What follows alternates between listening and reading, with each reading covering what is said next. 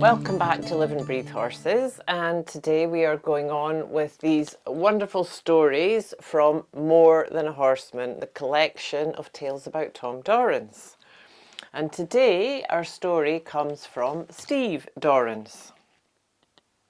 During the early part of the 1960s, Uncle Tom wintered at the ranch.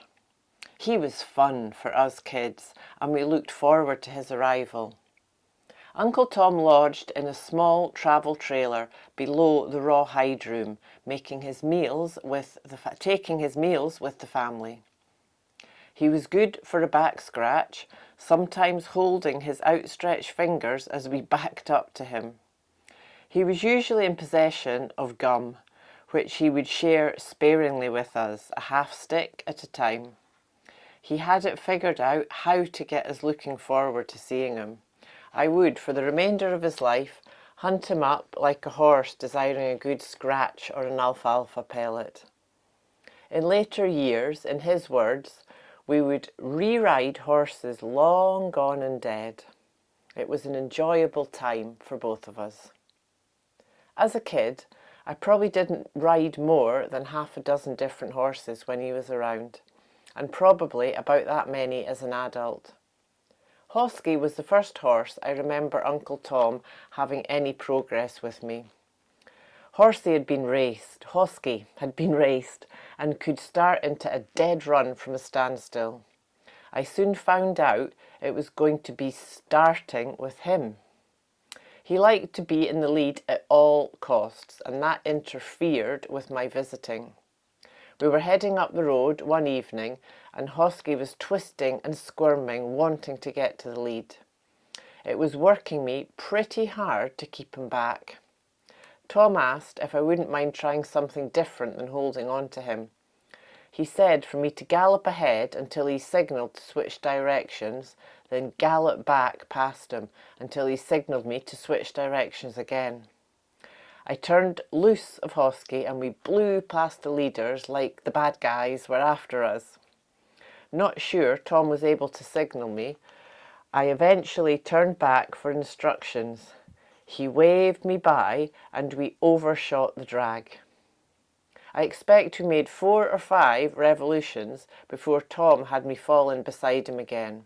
Hosky was pretty built up. Tom had me release the pressure and away we went again.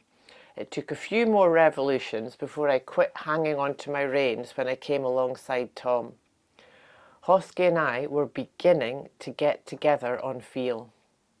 By the time we got to the headquarters, Hosky was content to stay in the middle of the herd. I'd heard people say that some horses just needed a lot of wet saddle blankets to finally settle down. What I was learning that evening was about feeling the horse, and it was way more important for me than putting on miles. As a consequence of Hosky finally letting down, his walk became slower than most of the other horses. I finally said to Tom, I'd rather be holding Hosky back than having to dig him on. Tom had me strike out a gallop and make a few revolutions past him. It didn't take much to get the life up in Hosky, and we were back to keeping up. Tom then asked if I could feel the feet. I got to feeling the rhythm of the feet the best I could. He said to keep the life up in the feet. That required me to get in time with the horse, and was a much more difficult concept to grasp. Hosky was long gone before I had an understanding of that timing. The Dorrances were quite the storytellers. I can still picture my Aunt Lillian, Jean and Ethel, along with my uncles Jim and Tom, at the kitchen table with my dad telling stories of their growing up in Wallowa County, Oregon. Most stories had a humorous component that resulted in a healthy dose of laughter. When the story shifted to work on the ranch, whether it be livestock, machinery, or householding, they became a teaching tool. Usually they required some thought from the unsuspecting student, as direct help might get the desired response. Tom was pretty sensitive to not overdoing the teaching. By observing the situation, he was able to tell when the individual could use some help. He would periodically tell a story about the neighbour who had a small D4 bulldozer. He was pretty handy on it and had accomplished all the projects he set out to do. After quite a number of years, the projects, he said his neighbour got a more powerful D6 bulldozer. He seemed happy until the bigger bulldozer gave out, and he went back to using the less powerful D4. He told Tom that he wasn't able to get much done with it, but he could see all that he had been able to do with it before. Tom agreed it was pretty hard to go from more power to less power, even though you'd started with less power. I remembered him telling me this in my teenage years, and he would bring it up pretty much in my 30s. I expect as I got stronger and quicker, he could see I was applying it to my horses and cattle. I know I was applying it to my equipment as I was in the repair shop quite often, which irritated me to no end. After a many-year soak, I realised that he'd been waiting for me to figure out that I'd been applying all the pressure necessary in my younger years. We were visiting about this in later years when he told the story again.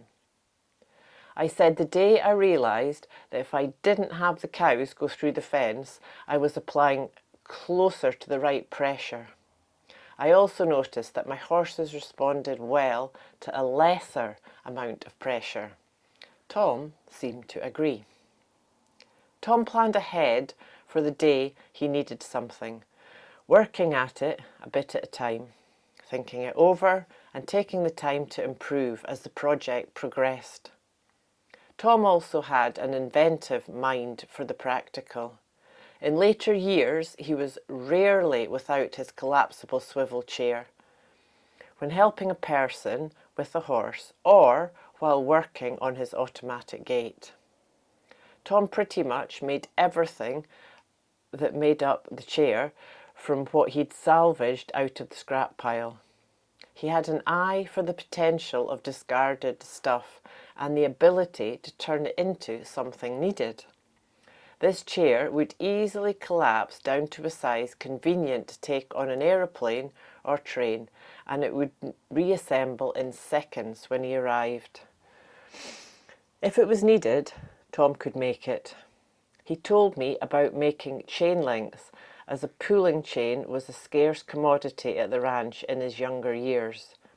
Tom made the links when he had spare time, forge welding them together. Making a chain, link by link, was planning way ahead. Here at the ranch, he manufactured a wire gate fastener that would allow most anyone to be able to open or close a wire gate. This was important as a wife, child or guest might be expected to open as well as to get a wire gate closed. We ended up putting them on the neighbour's gate that we also used. I was always curious why they didn't put them on their other gates, but I found out it was only a small group of people that was interested in investing the time required in having things work better. Having been raised in snow country that required a winter set of gate hinges set quite a bit higher than summer hinges, Tom dreamed of a gate that didn't swing sideways. Around 1975, he began to work on a gate that tipped up vertically. He had a flipper on the ground that you drove over that started the gate up. When you drove over the flipper on the other side of the gate, it started the gate down. It worked well, except that most people had a difficult time remembering what to do. He abandoned that model for a motor-driven gate that used garage door transmitters or push buttons. We have 7 of them here on the ranch. Tom was tinkering on them while sitting on his swivel chair pretty much to the end.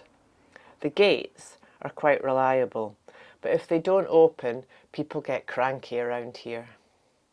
When my dad had reached the point where it was no longer practical to set a saddle on a horse, Tom attached a pulley to an extension that would swing over the saddle rack, where a loop slipped over the saddle horn.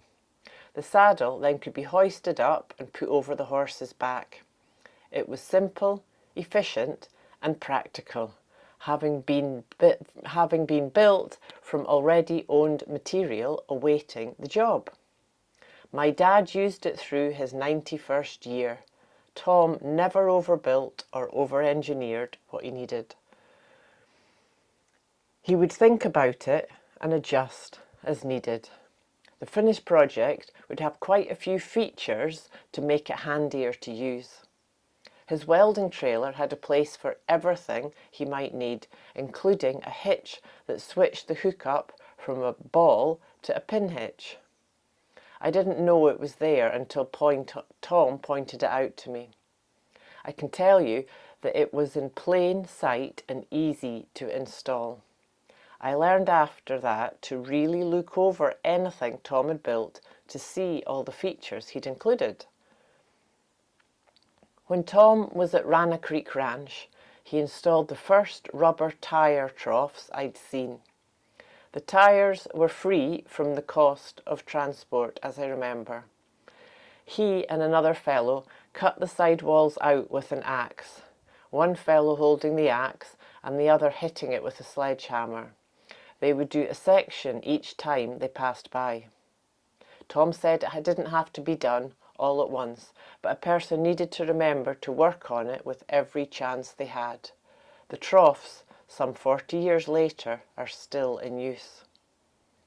Tom's inquisitive mind allowed him not only to see an object, but to see its potential. It kept his mind active and made most any project more interesting because of it. No one thing more than the Wade Tree saddle represented this. The Wade Tree saddle fit a horse to spread leverage across a horse's withers and back. It was well adapted to the horses while handling cattle on the steep slopes of northwest Oregon. When people referred to the Wade Tree saddle, Hamleys in Pendleton, Oregon, and Tom Dorrance usually entered into the conversation pretty quick. My dad, Bill, talked about the saddle, said that their dad, Church liked.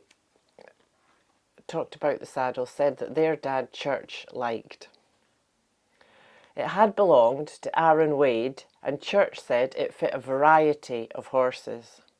According to Tom, Aaron Wade had got it in the late 1880s while taking horses to the Dakotas from the Oregon Territory.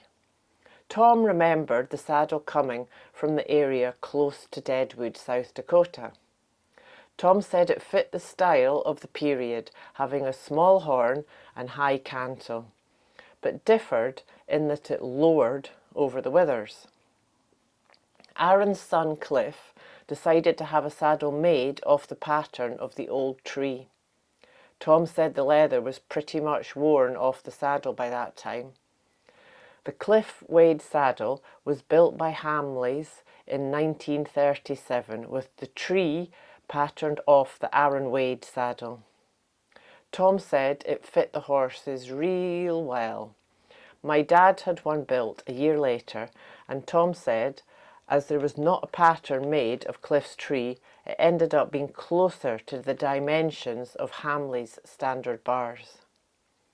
Tom and his brother Jim decided they want a saddle built on a tree closer to dimensions to the Aaron Wade saddle. Tom said by then the old saddle tree was in tough shape and looked like it had been run over by a wagon. Tom shaped the old cottonwood tree back up with some light iron and screws. Tom worked with Walt Youngman Hamley's tree maker to make the 1940 Wade.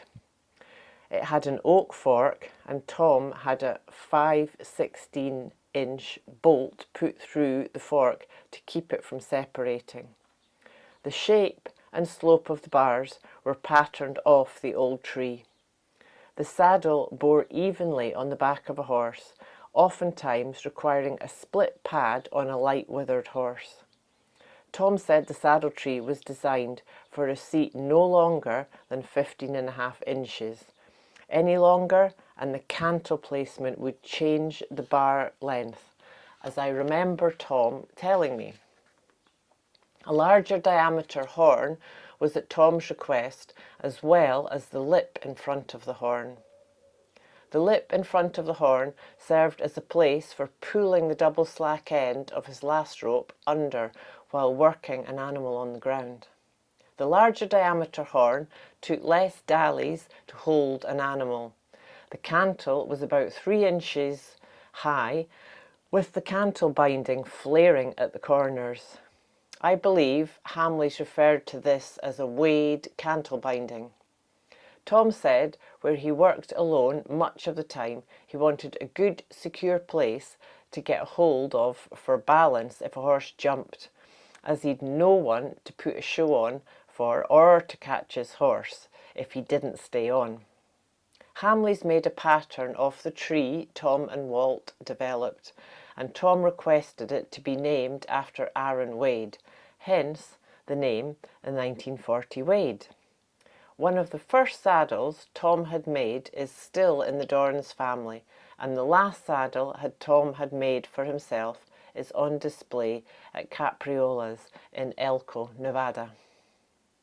Tom was pretty safety conscious while on horseback. He wanted the rope strap made of light enough leather so if he hung up it would break.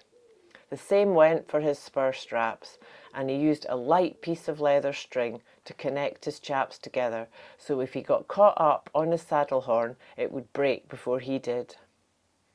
Rein chains needed to break before the horse or reins were damaged.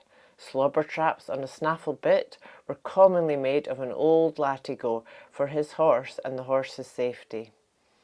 It was common to use an old latigo for a horn wrap also. Just about every day I encounter some of Tom's handiwork around here. Seems like what he created is standing the test of time. So, thank you for joining me today. Keep tuning into the light, and I look forward to see you next time.